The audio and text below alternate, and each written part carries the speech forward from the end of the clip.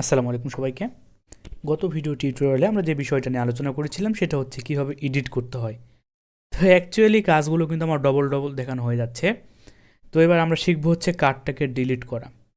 তো ডিলিট করার জন্য আমরা যে কাজ করতে চাচ্ছি, আমি আমার কাঙ্ক্ষিত যেখানে হেডিংগুলো রয়েছে, এখানে আমার যে হেডিং এডিটের পাশে আমি একটি এইখানে কন্ট্রোল সি দিয়ে কপি করে নিয়ে আমি জাস্ট এখানে বলে দিচ্ছি ডিলিট। তো ডিলিট নামে আমি একটি হেডিং তৈরি করে নিলাম, তাই না? তো এইখানে যে এডিট যেভাবে আমি করেছিলাম, যারা আমার এডিটের ভিডিও টিউটোরিয়ালটি দেখেন না, আমি রিকোয়েস্ট করব অবশ্যই সেটি দেখে এসে এটি করে নেবেন। তো এখান থেকে যে কাজ আমি করতে চাচ্ছি সেই কাজটা হলো, প্রাথমিক অবস্থায় এটার নাম চেঞ্জ করে এখানে আমি জাস্ট বলে দিব ডিলিট। পারফেক্ট।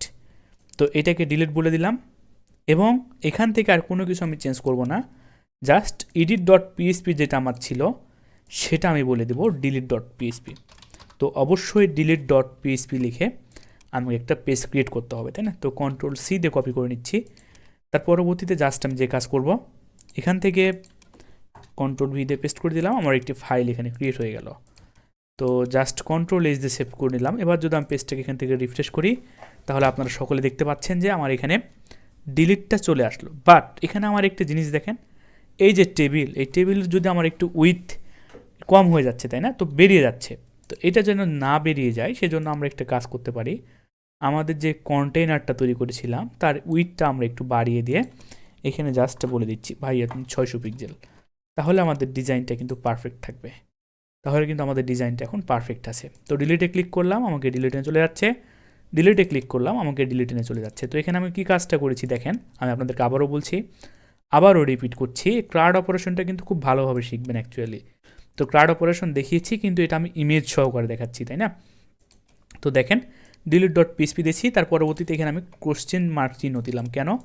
তার আইডিটা, এই যে আইডি নম্বর, এটা আমি প্যারামিটার হিসেবে ইউআরএলে পাস করে দিলাম। পাস করে দেওয়ার পর লক্ষ্য করে দেখেন এখানে আমরা ইকো করছি কাকে, এখানে কিন্তু কী করছি আমাদের এই ডাটাবেজের আইডিকে। আমি আবারও দেখাচ্ছি, ডাটাবেজের আমার যে আইডি রয়েছে, এই যে ডাটাবেজের যে আইডি রয়েছে 9, 10, 11, তাকে কিন্তু আমি এখানে ইকো করেছি, তাই না? তো এখানে জাস্ট এই কাজটা করলাম। আর এটা দেখতে পাচ্ছেন বাটনের মধ্যে আমার তৈরি করা। তো এই কাজটাই জাস্ট আমরা এখানে করলাম। তো এবার একটা কাজ এবার আমরা এখানে করতে চাচ্ছি, সেই কাজটা হলো ডিলিট ডট পিএইচপিতে চলে আসলাম। চলে আসার পর এখানে ডিলিট পিএইচপিটা ওপেনিং করলাম, পিএইচপিটাকে ক্লোজিং করলাম। অবশ্যই ডাটাবেজের যে কানেকশান, সেই কানেকশানটা দেওয়ার জন্য আমি আমার কাঙ্ক্ষিত যে কানেক্ট নামে যে ভেরিয়েবল সহকারে ডাটাবেজের কানেকশান তৈরি করেছিলাম সেটা নিয়ে চলে আসলাম। তো এইটাকে এখন আমাকে আইডিটাকে প্রাথমিক অবস্থায় গেট আকারে রিসিভ করতে হবে একটি ভেরিয়েবলের মধ্যে, $_ গেট। এই গেটের মধ্যে এখন আমার কি থাকবে, আইডি নম্বর। কোন আইডি নম্বরটা হবে, যে এখান থেকে যেটা আমার প্যারামিটার আকারে পাস হচ্ছে এই আইডি নম্বরটা, এটাই কিন্তু এখন আমার এখানে থাকবে। আপনারা অনেক সময় এটা কিন্তু ভুল করেন, আমি আবারও বলছি এটা কিন্তু ভুল করবেন না। তো এখন জাস্ট ডিরেক্ট আমরা ডিলিটের কুইরি লিখে ফেলবো। তো ডিলিটের কুইরি লেখার জন্য আমরা কি জানি, ডিলিট ফ্রম টেবিল নেম। তো টেবিলের নামটা জাস্ট আমি দেখে আসি, টেবিলের নামটা আমার কি, টেবিলের নাম হচ্ছে আমার ইমেজ আপলোড, তাই না? তো এই ইমেজ আপলোড, পারফেক্ট। হয়ার, এখন হয়ার কি দিতে হবে আমাকে, হয়ার এই যে আইডি, এই আইডিটা। তো হয়ার আইডি ইকুয়াল, তো এই আইডিটা দিলাম আমি হচ্ছে ডাটাবেজের আইডি। তার পরবর্তীতে জাস্ট আমি এখানে বলে দিচ্ছি হয়ার আইডি ইকুয়াল আইডি। তো এই কুইরিটাকে এখন আমাকে এক্সিকিউট করতে হবে, পারফেক্ট। তো আপনি একটা কাজ করতে পারেন, এই কুইরিটাকে একটা ভেরিয়েবলের মধ্যে রাখতে পারেন। তো ডিলিট নামে একটা ভেরিয়েবল নিলাম, সেই ভেরিয়েবলের মধ্যে এটাকে রাখলাম। তার পরবর্তীতে এখন আমাকে এক্সিকিউট করতে হবে। তো কুইরি নামে একটি ভেরিয়েবল নিলাম, এটা ইকুয়াল, এখন আমি কী রাখতে চাচ্ছি, মাই এসকিউএলআই। তো মাই এসকিউএলআই আন্ডারস্কোর কুয়েরি, এই যে কুয়েরি। তার পরবর্তীতে $_ কানেক্ট।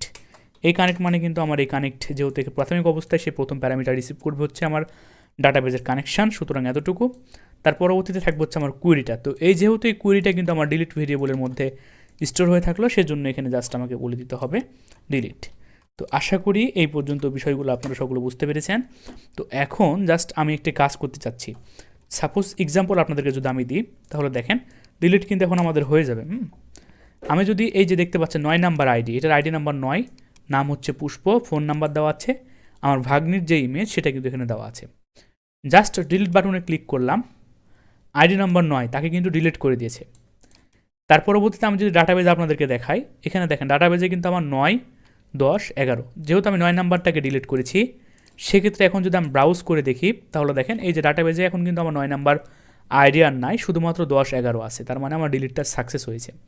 তো আমি চাচ্ছি এটা ডিলিট করার পর যেন আবারও আমাকে এই পেজে নিয়ে আসে। সুতরাং আমার এই যে দেখতে পাচ্ছেন আমার কাঙ্ক্ষিত যে প্রথম পেজ, এই পেজে যেন নিয়ে আসে।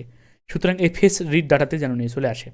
তো কী করতে হবে আমি অনেকবার দেখিয়ে দিচ্ছি আপনাদেরকে। ইফ যদি এই কুয়েরিটা যদি হয়, আমি আবারও বলছি,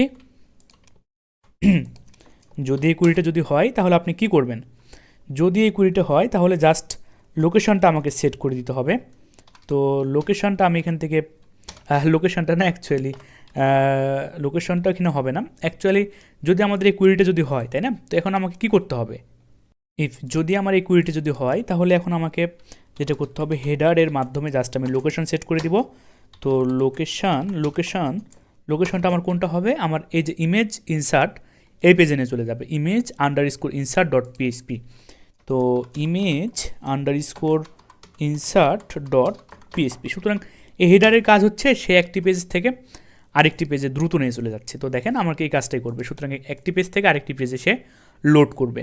তো দেখেন এখন কিন্তু আমি ডিলিট পেজে ছিলাম, আমি এখন জাস্ট ডিলিট করা মাত্রই আমাকে এই পেজে রাখবে। আমি আপনাদেরকে যদি দেখাই, এখন ধরেন আমি এই যে আমার যেই মামুন, তার পরবর্তীতে মামুন একটি ফোন নাম্বার, আইডি নাম্বার 10, এইটাকে যদি আমি ডিলিট করতে চাই তাহলে দেখেন আমাকে ঘুরে ফিরে এই পেজে রাখছে, তাই না? তো সেটা কিন্তু আমার ডিলিট হয়ে গেল। ডাটাবেস থেকে দেখেন যাহার আইডি ছিল 10 তাহার আইডি কিন্তু এখন আমার এখানে ডিলিট হয়ে গেছে। তো আশা করি এই পর্যন্ত বিষয়গুলো আপনারা সকলে বুঝতে পেরেছেন। এবার আমরা চাচ্ছি ডিলিট বাটনে ক্লিক করলে একটা কনফার্মেশন মেসেজ দেখাবে।